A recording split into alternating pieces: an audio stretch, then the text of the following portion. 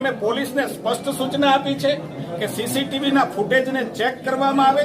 કેટલાક તથાકથિત લોકો વારાઘડીએ આવા નાના છબકલા કરી અને પોલીસ સ્ટેશનનો કબજો લઈ અને પોલીસને સમજાવી અને આવા ગુનાઓ છે એને વેરવિખેર કરવાના પ્રયાસો કરે છે। મેં પોલીસ સાથે સ્પષ્ટ શબ્દોમાં વાત કરી છે કે આવા પોલીસ સ્ટેશનને કબજો લેનારા લોકોને પણ ઓળખી પાડવા જોઈએ અને ક્યાંક પોલીસ આ બાબતની અંદર કાચી પડતી હોય તો એસપી કક્ષાએ કે ડીઆઈજી કક્ષાએથી વધારાની ફોર્સ મંગાવી અને નાવલી અને વેપારીની અંદર વધારાનો બંદોબસ્ત અને વધારાનું પેટ્રોલિંગ તાત્કાલિક શરૂ કરવું જોઈએ।